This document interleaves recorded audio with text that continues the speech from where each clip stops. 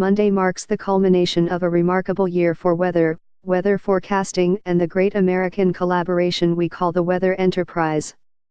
It also marks the beginning of a new journey, requiring even greater cooperation for years to come.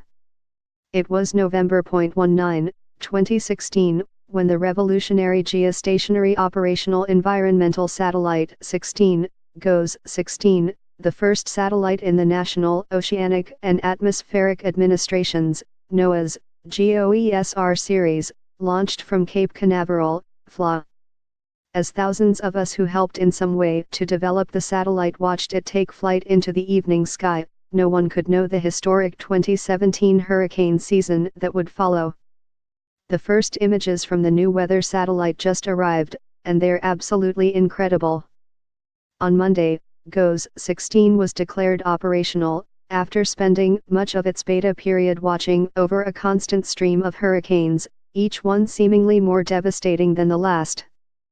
Meanwhile, NOAA's Joint Polar Satellite System 1, JPSS-1, America's newest polar orbiting weather satellite, is now circling the globe 14 times per day after successfully launching in the dark of night from Vandenberg Air Force Base, California, in the early hours of November 18, 2017, almost exactly 1 year after the GOES-16 launch.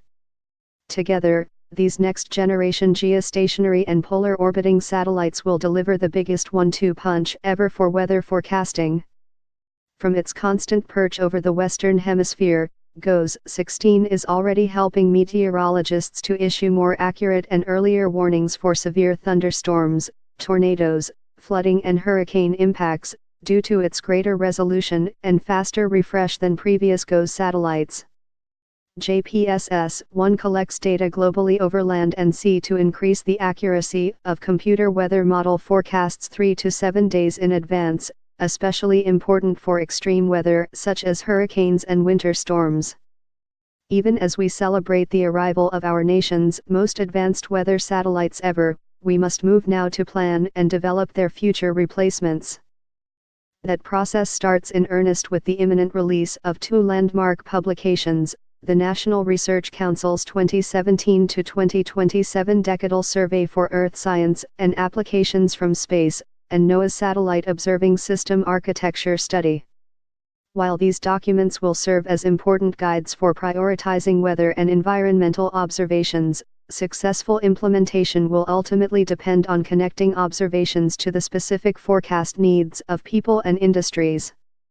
The road to what comes next is filled with more opportunities than ever before. Rapid advancements in sensor and ground processing technology will continue to increase the amount of data collected and the speed at which it's delivered. New forecast models and more powerful supercomputers will assimilate more data and produce more frequent forecasts at finer resolutions, and machine learning will extract new forms of weather intelligence for an expanding range of uses.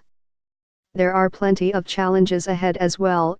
Budget uncertainties will continue to threaten gaps in the core satellite programs comprising the backbone of our global observing system. Commercial weather satellites carry the potential to augment and enhance traditional government systems, but market viability and data sharing policies remain open questions, and merging together more data from an increasingly diverse number of sources will require innovative approaches to new ground systems and data processing techniques.